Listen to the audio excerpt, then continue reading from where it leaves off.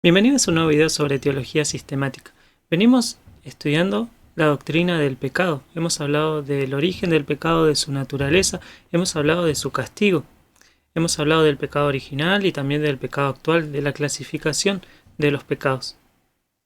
Hoy nos vamos a referir a cómo se relaciona el cristiano con el pecado.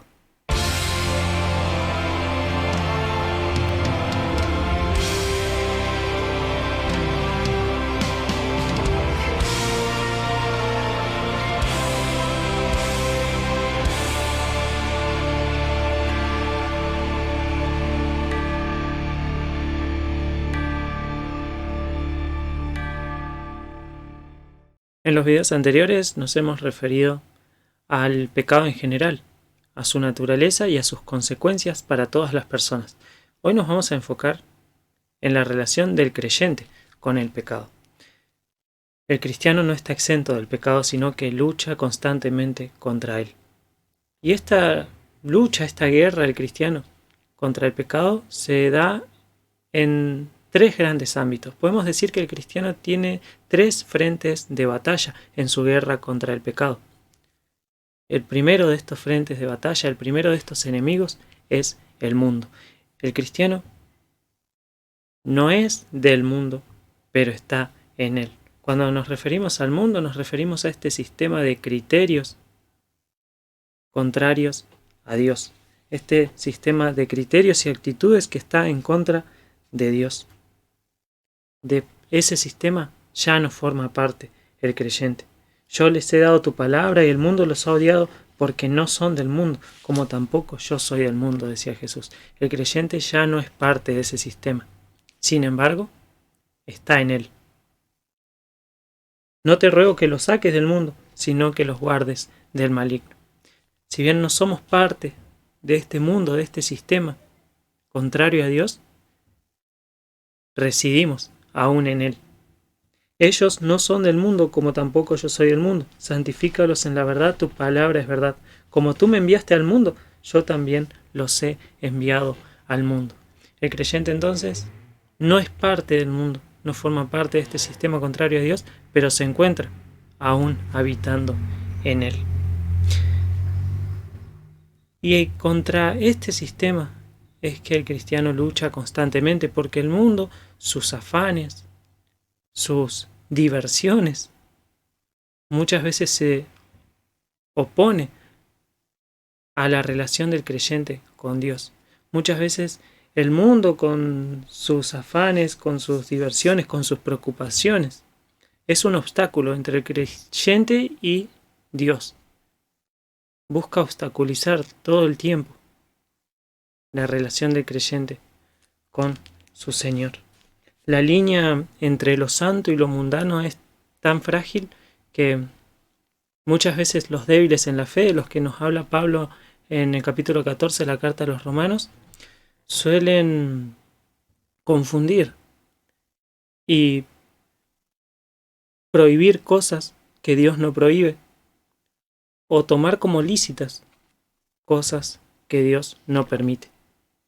Es una línea muy frágil en la que constantemente nos vemos seducidos por las cosas del mundo, muchas veces cosas que no son malas en sí mismas. Al enfocarnos nosotros y poner nuestra prioridad ahí, nos terminan desenfocando de lo que debería ser nuestra prioridad, que es nuestra relación con Dios. Muchas veces cosas que no son malas en sí mismas, como el trabajo, como el dinero, como la propia familia, se terminan convirtiendo en ídolos de nuestro corazón y desviando nuestra atención de nuestro propósito principal, que es darle gloria a Dios. ¿Cómo se vence esto? Es en guardar nuestra fe y en guardar los mandamientos del Señor que encontramos la victoria. El mismo Juan, en una de sus cartas, nos dice que este es el amor a Dios, que guardemos sus mandamientos, y sus mandamientos no son gravosos, porque todo lo que es nacido de Dios vence al mundo. Y esta es la victoria que ha vencido al mundo, nuestra fe. ¿Quién es el que vence al mundo, sino el que cree que Jesús es el Hijo de Dios?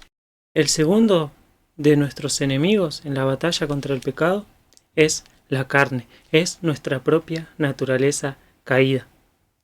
Habíamos dicho que luego de la caída de Adán en Edén, todo el género humano ha caído en pecado con él. Adán como cabeza representativa pecó y en él todos pecamos. Y por cuanto todos pecamos estamos destituidos de la gloria de Dios. Es esa naturaleza corrompida la que hemos heredado de Adán, esa inclinación natural hacia el pecado. Esa misma naturaleza es preservada por los creyentes aún después de haber recibido el Espíritu Santo. Una vez que el creyente recibe el Espíritu Santo de la promesa, de una vez que el creyente es regenerado, que es nacido de nuevo, adopta una nueva naturaleza, pero aún conserva la anterior. Aún nosotros conservamos nuestra naturaleza caída.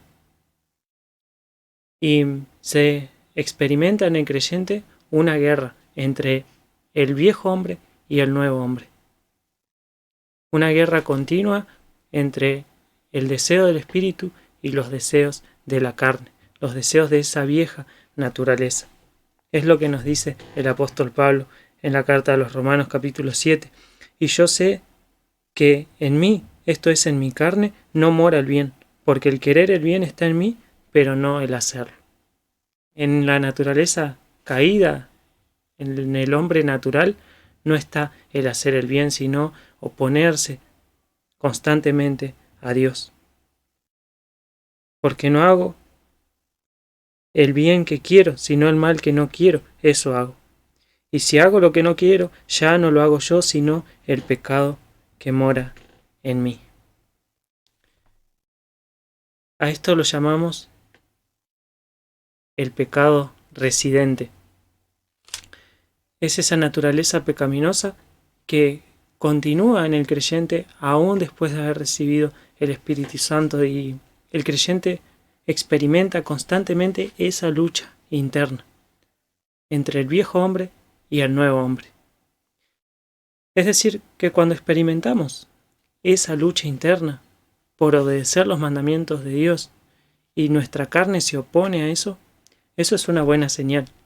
Es una buena señal de que tenemos el Espíritu Santo de Dios. Porque si no experimentáramos esa tensión dentro nuestro, estaríamos totalmente vendidos al pecado. Estaríamos totalmente inclinados a hacer todo tipo de mal sin ningún freno, que es lo que nos proporciona el Espíritu Santo. El apóstol Pablo también nos dice esto en la carta a los Gálatas. Digo pues, andad por el Espíritu y no cumpliréis el deseo de la carne, porque el deseo de la carne es contra el Espíritu y el del Espíritu es contra la carne, pues estos se oponen el uno al otro de manera que no podéis hacer lo que deseáis. El deseo del Espíritu es contrario al deseo de la carne. Ellos se oponen constantemente, están luchando constantemente dentro nuestro. El poder de la carne entonces es contrarrestado por el poder del Espíritu, y nosotros vencemos la carne en tanto que obedecemos al Espíritu de Dios, en tanto que nosotros obedecemos la palabra de Dios, en tanto que nosotros obedecemos los mandamientos de Dios, en tanto que nosotros andamos en la voluntad de Dios revelada en sus Escrituras, es que contrarrestamos el poder de la carne. Ya no nos dejamos dominar por esa vieja naturaleza, sino que ahora tenemos la facultad de obedecer a Dios. Facultad que antes no teníamos porque estábamos muertos en delitos y pecados. Antes, cuando estábamos muertos en delitos y pecados, andábamos siguiendo la corriente de este mundo, conforme al príncipe de la potestad del aire, el espíritu que ahora opera en los hijos de desobediencia. El tercer enemigo al que se enfrenta el creyente en su lucha contra el pecado es el diablo, es Satanás y sus legiones. El diablo es el príncipe de la potestad del aire, es el quien guía la vida de los inconversos. O somos hijos de Dios o somos hijos del diablo. O fuimos adoptados como hijos por Dios, o somos hijos de ira. Es el diablo también quien anda como un león rugiente buscando a quien devorar. Y cuando Pedro escribe esto, se lo escribe a los creyentes. El diablo acecha con sus legiones a los creyentes, usa de sus artimañas para engañarnos. Siendo el diablo un ser personal y un ser angélico, nosotros necesitamos revestirnos de toda la armadura de Dios para resistir a sus acechanzas. Esto es lo que Pablo le dice en la misma carta a los Efesios: vestidos de toda la armadura de Dios para que podáis estar firmes contra las acechanzas del diablo. Someteos pues a Dios, resistid al diablo, huirá de vosotros. A nosotros nos compete someternos a Dios, resistir al diablo, y la Biblia nos promete que Él huirá de nosotros. El creyente entonces, en su lucha continua contra el pecado, se enfrenta, por un lado, al mundo, a esta corriente que está siempre contra Dios y en la que el cristiano está inmerso y se ve nadando justamente contra esa corriente, pero al mismo tiempo tiene una acechanza desde su misma naturaleza. Pelea constantemente contra su propia naturaleza caída, que también busca rebelarse constantemente contra Dios. Y por supuesto, ante las acechanzas del diablo. Estos tres grandes enemigos son los que se oponen al creyente en su lucha contra el pecado. Un cristiano sigue luchando contra el pecado. Cuando uno es nacido de nuevo, eso no lo libera de la posibilidad de caer en pecado. El creyente, no me dejarás mentir, continúa pecando luego de haber nacido de nuevo, porque continúa esa vieja naturaleza habitando dentro de él, continúa ese pecado residente, ese pecado remanente, esos restos de la naturaleza pecaminosa continúan habitando en nosotros. Decía Lutero: creí que el viejo hombre había muerto en las aguas del bautismo, pero descubrí que el infeliz sabía nadar y ahora tengo que matarlo todos los días. Es esa lucha constante con nuestra vieja naturaleza lo que más precisa de nuestra atención. La lucha contra el mundo es cierta, las acechanzas de Satanás son ciertas, pero es nuestra propia carne, nuestras propias concupiscencias, las que frecuentemente son las que nos llevan a caer en la tentación. ¿Qué tan grave es el pecado del creyente? El pecado es abominable, sin importar quién lo cometa, pero es mucho más grave en el creyente, por tres razones. En primer lugar, porque el creyente ha recibido la iluminación divina. El creyente tiene luz y debe andar en ella. Es lo que nos muestra Juan también en su primera carta. Este es el mensaje que hemos oído de él y os anunciamos. Dios es luz y no hay ningunas tinieblas en él. Si decimos que tenemos comunión con él y andamos en tinieblas, mentimos y no practicamos la verdad. Pero si andamos en luz, como él está en luz, tenemos comunión unos con otros, y la sangre de Jesucristo su Hijo nos limpia de todo pecado. El creyente ha recibido la iluminación divina. El creyente ahora anda en luz.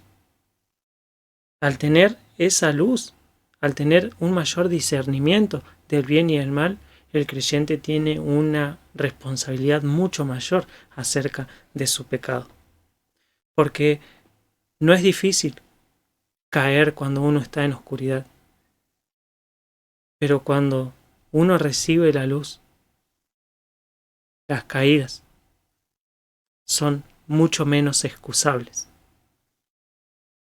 En segundo lugar, porque hemos sido hechos partícipes de la naturaleza divina, pues su divino poder nos ha concedido todo cuanto concierne a la vida y a la piedad.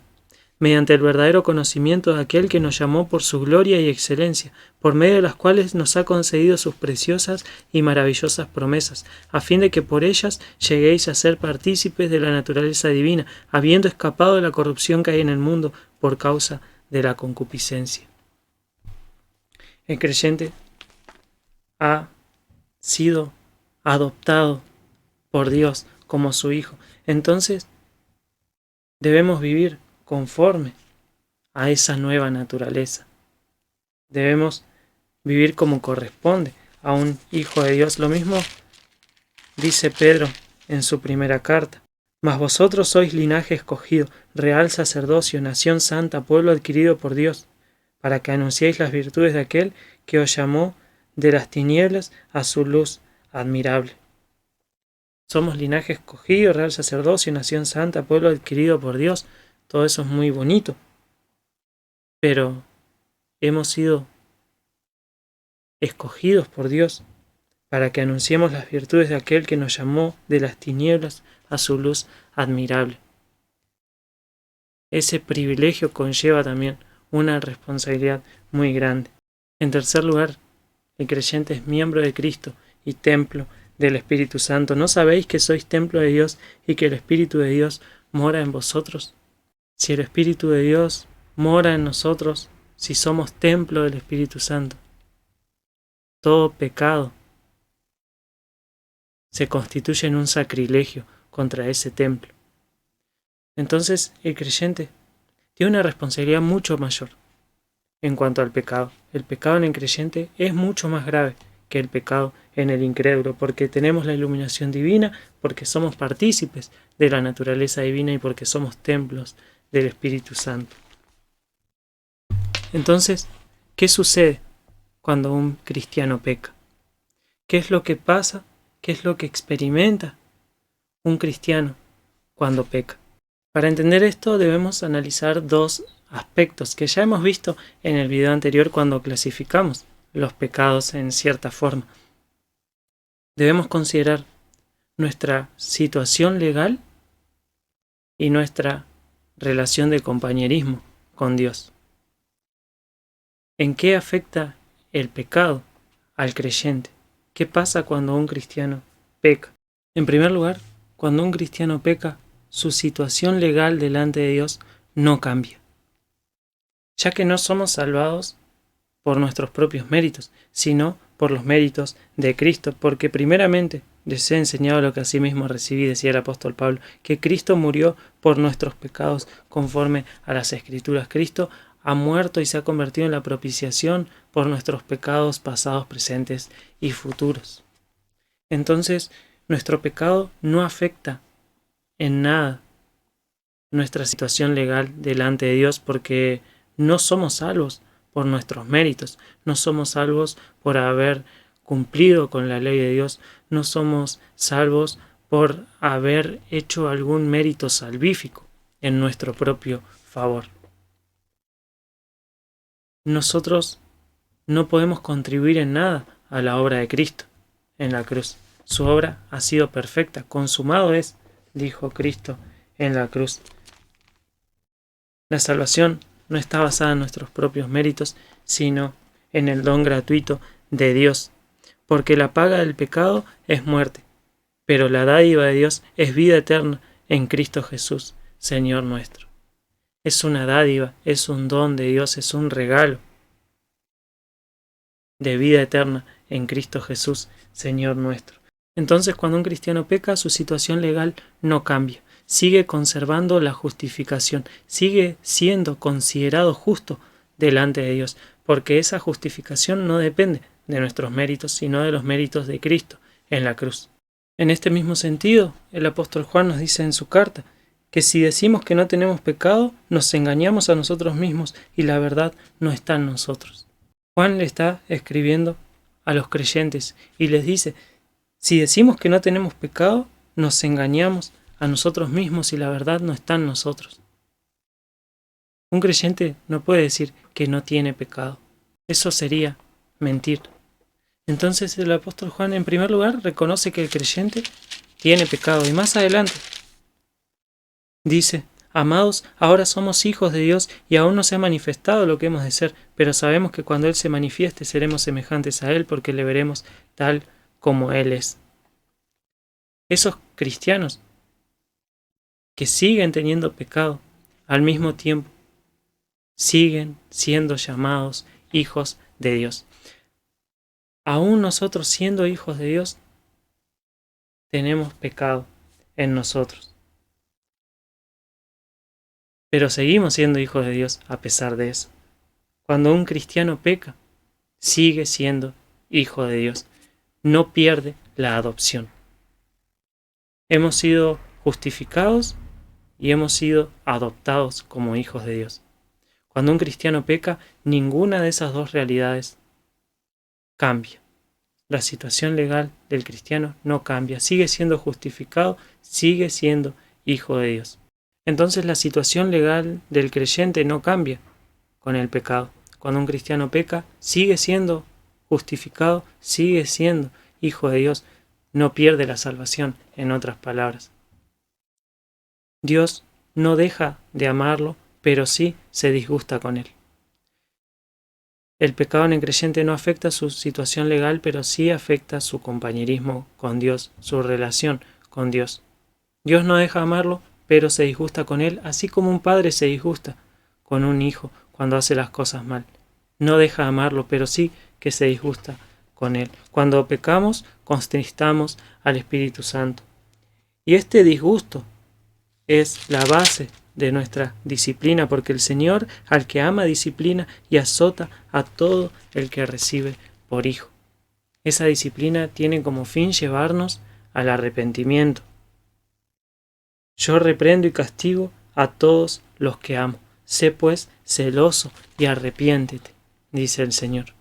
El Señor trata con nosotros cuando pecamos, nos disciplina porque quiere restablecer esa comunión con sus hijos.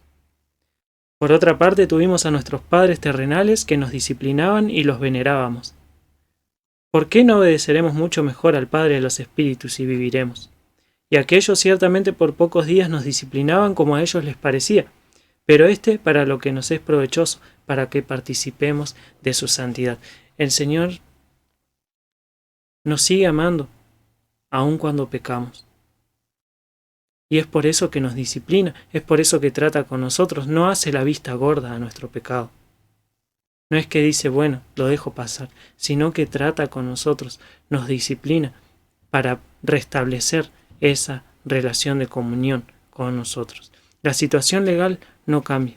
Seguimos siendo justificados, seguimos siendo sus hijos, pero el Señor se disgusta con nuestro pecado y es por eso que nos disciplina y nos lleva a tener cuentas cortas con Él, a retomar esa comunión que teníamos. Por eso necesitamos constantemente arrepentirnos de nuestros pecados. La vida creyente es una vida de un arrepentimiento constante. No es que yo me arrepentí una vez de mis pecados. Todos los días debemos arrepentirnos de nuestros pecados. Juan, como te decía, le escribe a los creyentes y le dice, si decimos que no tenemos pecado, nos engañamos a nosotros mismos y la verdad no está en nosotros. Si confesamos nuestros pecados, Él es fiel y justo para perdonar nuestros pecados y limpiarnos de toda maldad. Siempre me llama la atención de este versículo de Juan 1:9, y es que dice que si confesamos nuestros pecados, Él es fiel y justo. Podríamos esperar acá que dijera que Él es fiel y bueno, que Él es fiel y misericordioso. Pero no, dice que Él es fiel y justo para perdonar nuestros pecados. Porque justamente la base del perdón de nuestros pecados está en el sacrificio de Cristo. Y Dios no castiga un pecado dos veces. Él es fiel y justo. Él ya ha castigado nuestro pecado en su Hijo. Y es por eso que es fiel y justo para perdonarnos. Si nosotros nos arrepentimos y nosotros confesamos nuestro pecado. Necesitamos regularmente confesar nuestros pecados delante de Dios. El pecado no afecta nuestra situación legal, pero sí afecta nuestro compañerismo con Dios y afecta muchas otras áreas en la vida del creyente. El pecado en la vida del creyente afecta la efectividad de su servicio. Cuando nosotros pecamos, nuestra relación con Dios se ve afectada y también los frutos que nosotros producimos de esa relación con Dios. Jesús decía: permaneced en mí y yo en vosotros. Como el pámpano no puede llevar fruto por sí mismo si no permanece en la vid, así tampoco vosotros si no permanecéis en mí. El pecado estorba nuestra relación con Dios y eso afecta inexorablemente nuestro ministerio, afecta nuestro servicio, afecta nuestros frutos. El pecado también afecta nuestra libertad. Habíamos dicho que si bien hemos recibido el Espíritu Santo, aún conservamos también la vieja naturaleza, esa inclinación natural hacia el pecado. Y que cuando cedemos ante él, volvemos a esclavizarnos ante el pecado. Nos dice Pedro: amados, les ruego como extranjeros y peregrinos que se abstengan de las pasiones carnales que combaten contra el alma. Los deseos de la carne combaten contra el alma constantemente. Pablo también nos hablaba acerca de volver a esta esclavitud. Nos dice: ¿qué pues? ¿Pecaremos porque no estamos bajo la ley, sino bajo la gracia? Vamos a pecar, total, nuestra situación legal delante de Dios no cambia, vamos a continuar pecando, total, la salvación no se pierde. En ninguna manera. ¿No sabéis que si os sometéis a alguien como esclavos para obedecerle, sois esclavos de aquel a quien obedecéis, sea del pecado para muerte, o sea de la obediencia para justicia? Pero gracias a Dios que aunque erais esclavos del pecado, ahora habéis obedecido de corazón a aquella forma de doctrina a la cual fuiste entregados y libertados del pecado, vinisteis a ser siervos de la justicia. Al recibir el Espíritu de Dios, ya no somos esclavos del pecado, sino que tenemos la libertad de elegir obedecer a Dios. Por primera vez tenemos libertad de elegir a Dios. No es que fuimos salvos para tener libertad de pecar, sino para tener la libertad de no pecar. Habíamos dicho que tenemos la iluminación divina al ser sus hijos y que por ende tenemos una mayor responsabilidad ante el pecado. Jesús decía: yo soy la luz del mundo, el que me sigue no andará en tinieblas, sino que tendrá la luz de la vida. En el Evangelio de Juan. Y luego Juan en su carta nos decía esto: si decimos que tenemos comunión con Él y andamos en tinieblas, mentimos y no practicamos la verdad. Si hemos obtenido la luz del Evangelio, si hemos sido trasladados del reino de las tinieblas al reino del amado Hijo de Dios, ¿continuaremos andando en tinieblas? El que dice que está en la luz y aborrece a su hermano, está todavía en tinieblas. El que ama a su hermano y permanece en la luz, y en él no hay tropiezo. Pero el que aborrece a su hermano está en tinieblas y anda en tinieblas y no sabe a dónde va, porque las tinieblas le han cegado los ojos. Así como la libertad del pecado nos significó la luz, cuando nosotros nos entregamos de nuevo al pecado, perdemos parte de esa luz. Cuando nosotros obedecemos, la luz que recibimos se nos da más luz, pero cuando rechazamos la luz que se nos ofrece, esa luz nos es negada. Y volvemos a ser esclavos del pecado como éramos antes. Retrocedemos en ese camino de libertad. Por eso el pecado en el creyente es una cuestión grave. Si bien nuestra situación legal ante Dios no cambia, sí afecta muchas áreas de nuestra vida. Cuando nosotros pecamos, nuestra libertad se ve afectada porque ya no será más fácil después volver a pecar. Una vez que nosotros cedemos ante la tentación, nos será más fácil ceder nuevamente y nuevamente y nuevamente. El pecado en el creyente también afecta las recompensas. Ciertamente hemos dicho que no somos salvos por nuestras obras, sino por los méritos de Cristo. Pero nuestras obras sí determinan nuestras recompensas. Somos salvos por poner nuestra fe en Cristo. Nuestras obras determinan nuestras recompensas. Habíamos dicho en el video anterior que lo que determina nuestra salvación es la actitud que nosotros tomamos ante el Evangelio. ¿Lo creemos o lo rechazamos? De eso depende nuestra salvación o nuestra perdición. Mientras tanto, las obras determinan el grado de recompensas o el grado de castigo que recibiremos, porque seremos juzgados de acuerdo a nuestras propias obras, porque es necesario que todos nosotros, los creyentes, comparezcamos ante el tribunal de Cristo, para que cada uno reciba según lo que haya hecho mientras estaba en el cuerpo, sea bueno o sea malo. Entonces, el pecado también afecta nuestras recompensas. Nosotros somos salvos por ese fundamento del Evangelio, por el fundamento de Cristo. Ese fundamento es indestructible, es imposible de quitar. Pero sí está en nosotros la responsabilidad de sobreedificar en ese fundamento. El fundamento de nuestra salvación es seguro porque ese fundamento ya está puesto y es Jesucristo. Ahora bien, si sobre este fundamento alguno edifica con oro, plata, piedras preciosas, madera, heno o paja, la obra de cada uno se hará evidente, porque el día la dará a conocer, pues con fuego será revelada. El fuego mismo probará la calidad de la obra de cada uno.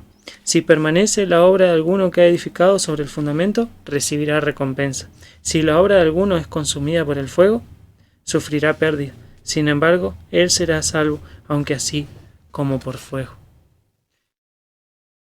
Seremos recompensados de acuerdo a nuestras obras.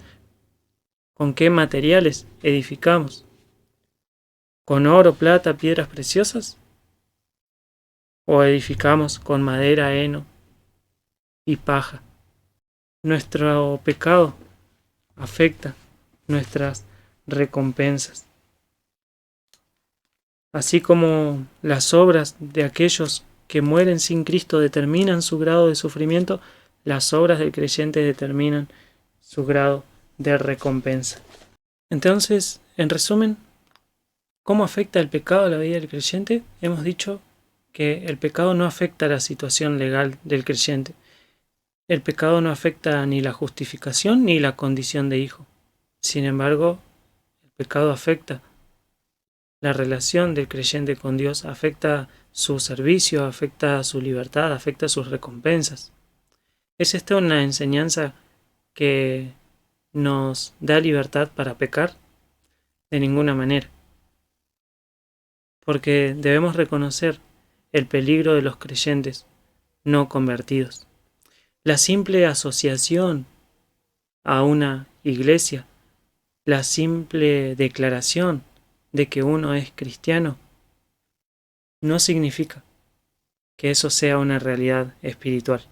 Nosotros podemos decir que somos creyentes, nosotros podemos demostrar conformidad a ciertas doctrinas, nosotros podemos ser miembros de una iglesia, podemos estar bautizados, podemos participar de la cena del Señor. Pero eso no significa que seamos verdaderamente salvos. Esos rituales externos no evidencian la realidad de nuestra fe. El que dice yo le conozco y no guarda sus mandamientos, el tal es mentiroso y la verdad no está en él. Pero el que guarda su palabra, en este verdaderamente el amor de Dios se ha perfeccionado, por esto sabemos que estamos en él. El que dice que permanece en él, debe andar como él anduvo. Es en una vida de obediencia donde nosotros demostramos que tenemos una fe salvadora. Calvino decía, somos salvos por la fe sola, pero no por una fe que queda sola. Si tenemos una verdadera fe, eso se demostrará en nuestra forma de vivir. Si tenemos una vida de continua desobediencia y en la que no se evidencian los frutos del Espíritu en nosotros, esos son indicadores de que tal vez nunca hayamos nacido de nuevo, que no haya una verdadera fe en nosotros. Por los frutos los conoceréis, decía Jesús.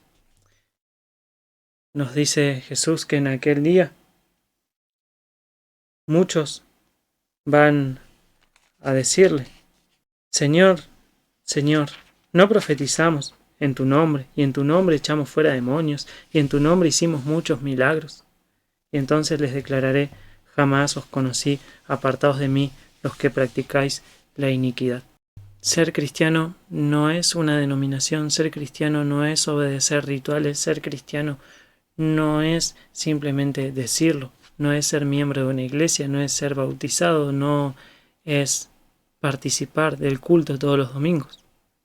Ser cristiano es haber nacido de nuevo, y ese nuevo nacimiento se evidencia en una vida de continua obediencia y de continuo arrepentimiento, de continua búsqueda de esa comunión con Dios.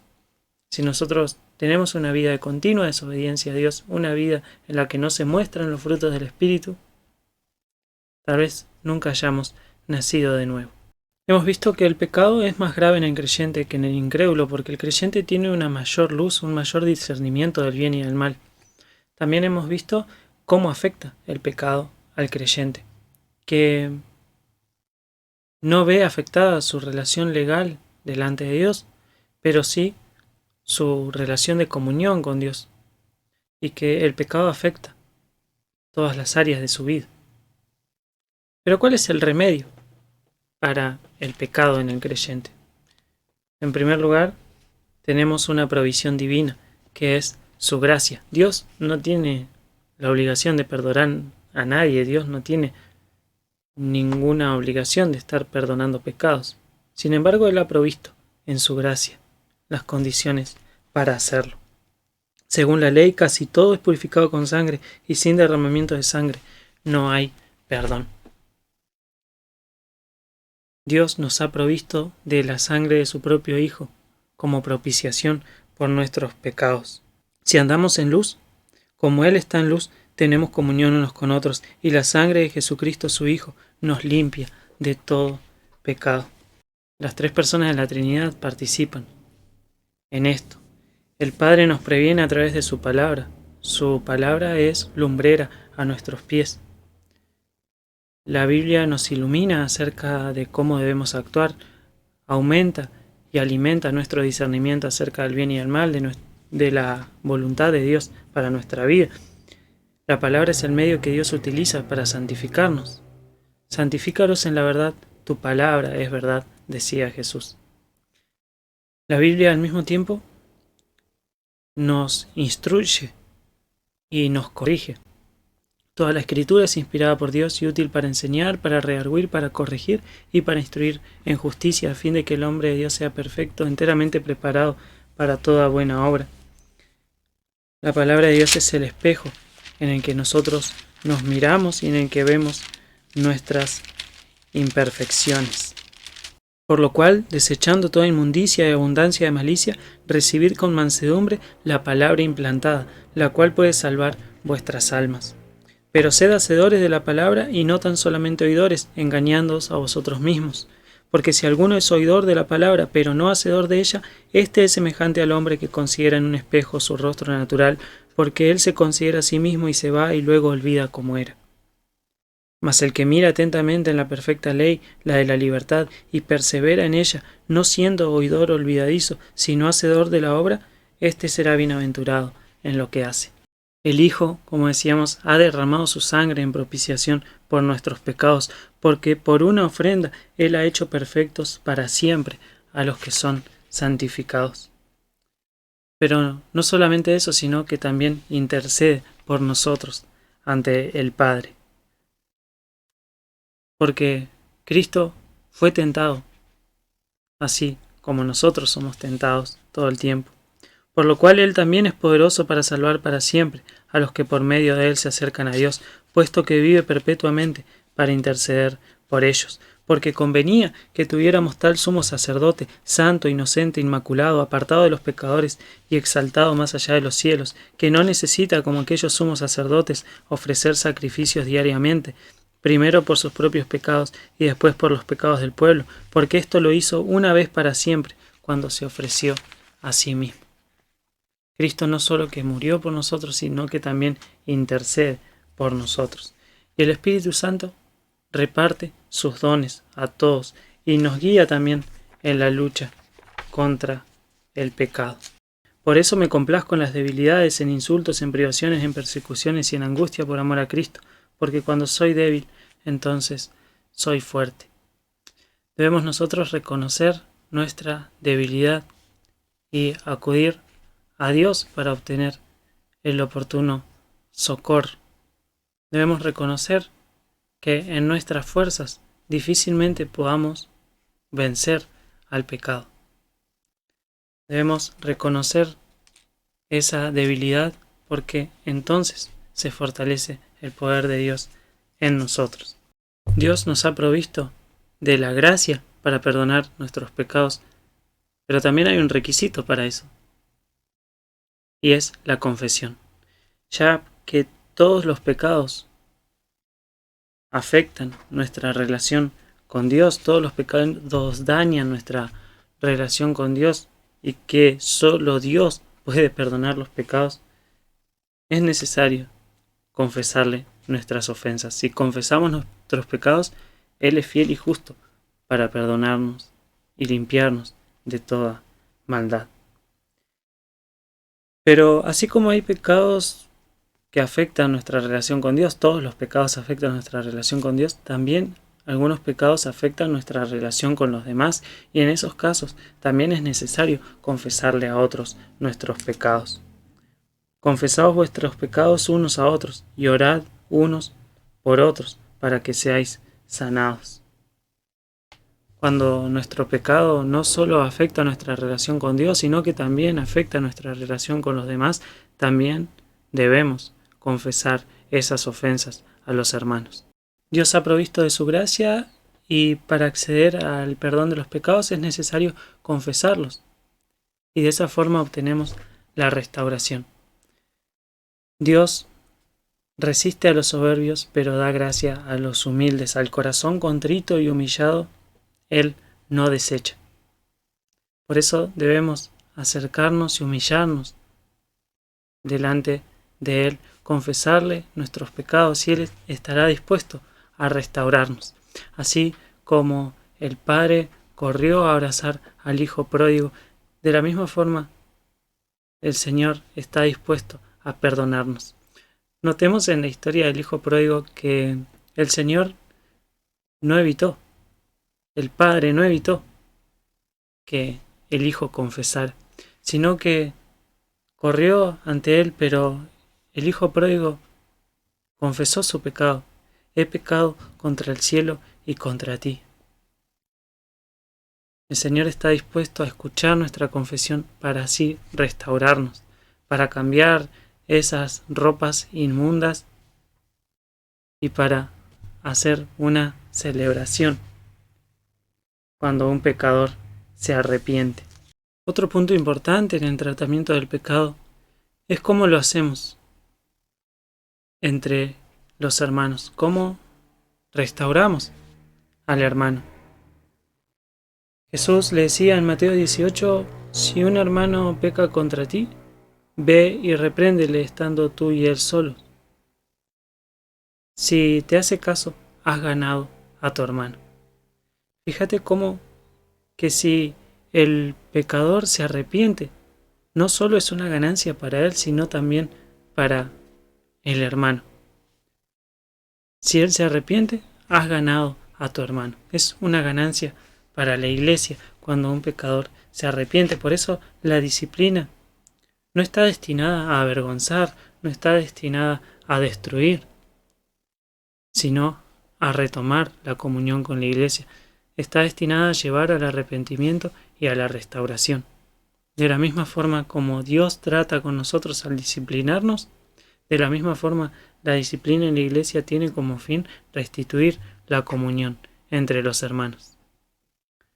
Por eso Pablo le dice a los Gálatas: hermanos, aun si alguno es sorprendido en alguna falta, vosotros que sois espirituales, restauradlo en un espíritu de mansedumbre, mirándote a ti mismo, no sea que tú también seas tentado. Llevad los unos las cargas de los otros y cumplid así la ley de Cristo. Debemos reprender el pecado, obviamente, pero hacerlo con mansedumbre. Debemos tener la sabiduría para exhortar y también la mansedumbre para recibir la exhortación. Siempre debemos hacerlo con esa precaución, con humildad. Tanto el que es corregido como el que corrigen deben ser humildes. El que corrige no debe sentirse superior al que es corregido, porque debe tener en cuenta su propia debilidad, sabiendo que no es mejor que el otro. Jesús nos mandó a lavarnos los pies los unos a los otros.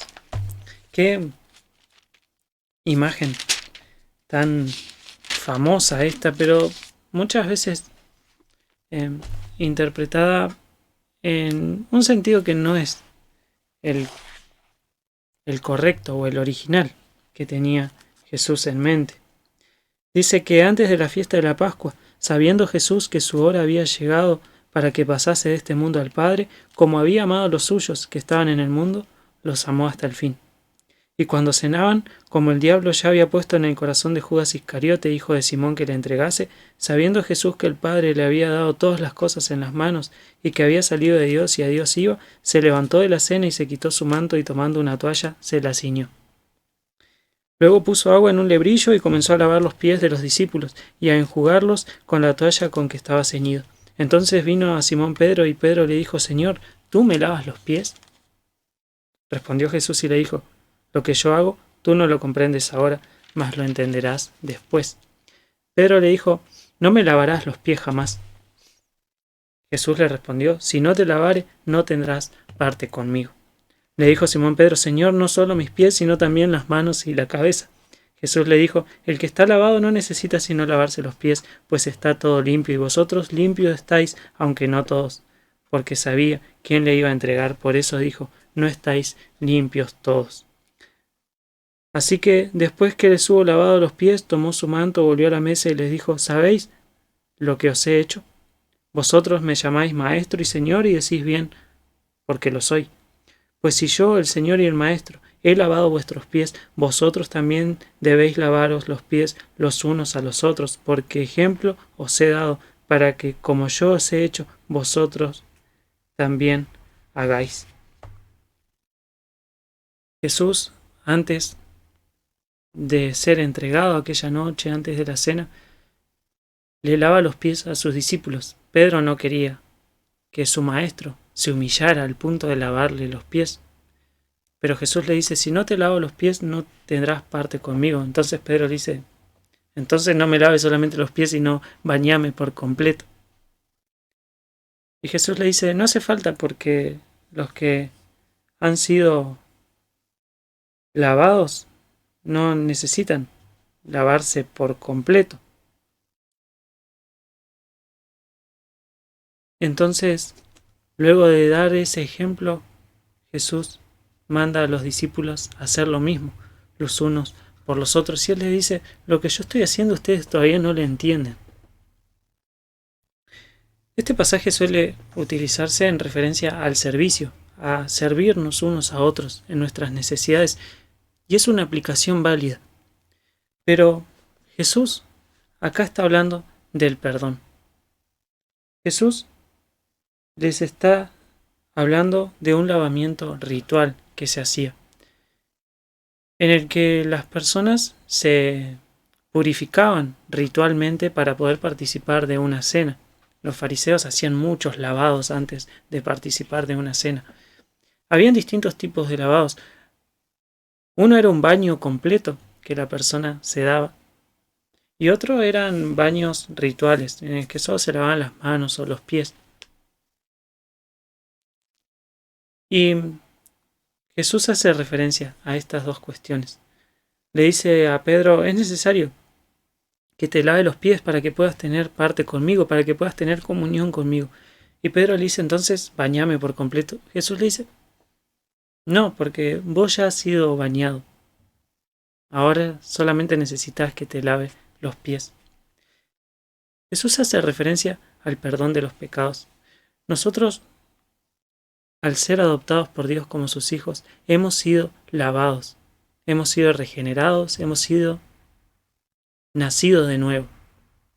Hemos recibido el Espíritu Santo de Dios. Nuestros pecados han sido perdonados. Pero en el andar diario seguimos ensuciando nuestros pies. En el andar diario seguimos ensuciando nuestros pies en el pecado.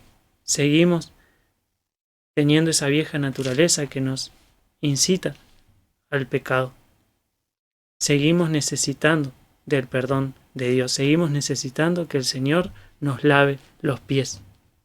No que nos regenere otra vez.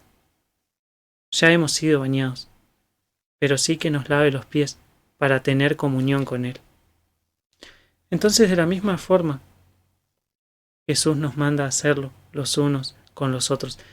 Si Dios nos ha perdonado los pecados, también entre los hermanos debemos tener la disponibilidad de perdonar nuestras ofensas los unos a los otros. Con este video damos cierre a la unidad de amartiología, de la doctrina bíblica acerca del pecado. Espero que el video te haya sido útil. Si es así, dale like, compartilo con alguien a quien le pueda interesar y suscríbete al canal. Así podés estar pendiente cuando esté disponible la próxima clase de teología sistemática, o el próximo video de historia del cristianismo, o la próxima prédica, o el próximo video de panorama de la Biblia y demás contenido que estaré compartiendo para tu edificación. Así lo espero. Nos vemos en la próxima y acordate que nadie entra al cielo si no está suscrito a este canal.